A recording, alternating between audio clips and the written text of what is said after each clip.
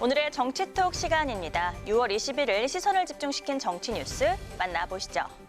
오늘의 첫 번째 정치톡, 반말은 독백입니다. 요즘 하루가 멀다 하고 집안 싸움이 계속되고 있는 국민의힘. 어제는 최고위원회의에서 이준석 대표와 배현진 최고위원이 회의 공개 여부를 놓고 고성과 반말이 오가며 또다시 강하게 충돌하는 모습이 고스란히 생중계되면서 파장이 일었죠.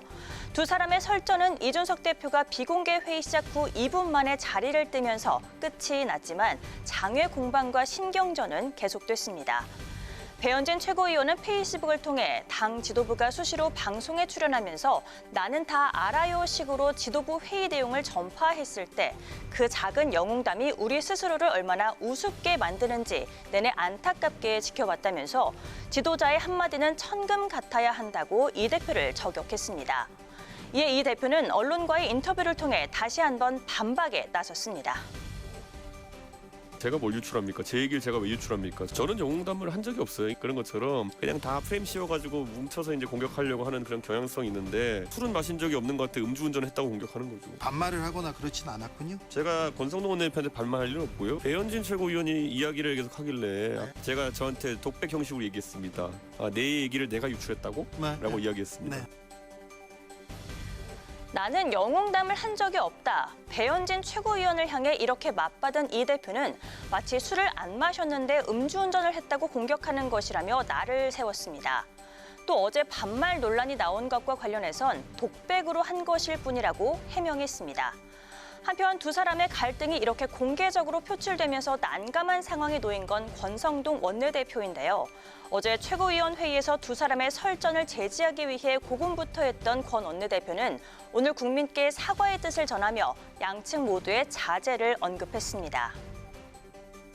국민이 지켜보고 있는 가운데에서 최고 지도부 간에 그런 언쟁이 있었다는 사실 자체가 국민들에게 송구스럽고요. 그 부분에 있어서는 두 분 모두가 자제하리라 이렇게 믿고 있습니다.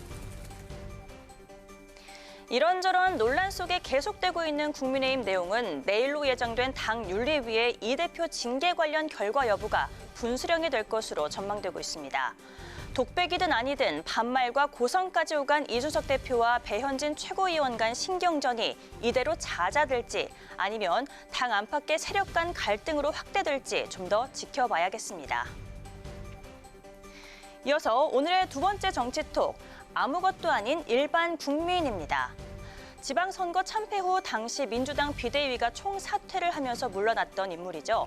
박지원 전 공동비대위원장.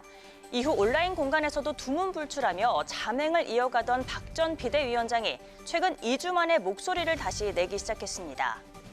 바로 당 윤리심판원에 회부된 최강욱 의원과 관련해서인데요.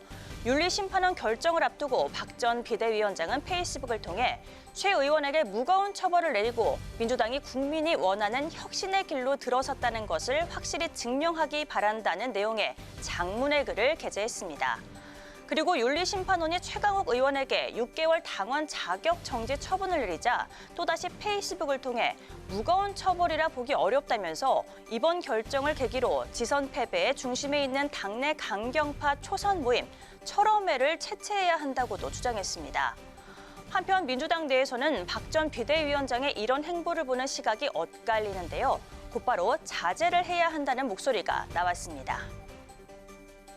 이제는 이제 저희의 위원장은 아니시기 때문에 본인의 위치는 아무것도 아니고 일반 국민으로 돌아갔기 때문에 훨씬 자유롭게 얘기할 수 있다라는 생각으로 했을지는 모르겠으나 정치권에서는 이제 그렇게 바라보지를 않는 거잖아요. 그래서 좀 더 신중한 행보나 혹은 답 이런 것들이 필요할 수밖에 없을 겁니다. 이제 아무것도 아니고 일반 국민으로 돌아갔기 때문에 좀 더 신중한 행보가 필요하다. 민주당 고민정 의원은 박지원 전 비대위원장의 이딴 발언과 관련해 이렇게 언급했습니다. 박 전 비대위원장이 개인적으로 의견을 밝힐 수 있지만 의도와 달리 여러 가지 정치적 해석이 이루어질 수밖에 없다는 게 고 의원의 지적입니다. 박 전 비대위원장의 해체를 주장한 철험회 모임의 김용민 의원 역시 당을 그렇게 이끈 책임이 자기에게 있음에도 평론가 모드로 일관하는 것은 무책임한 것이라며 당의 앞날은 나 몰라라 하고 자기 정치만 하는 것이라고 비판에 나섰습니다.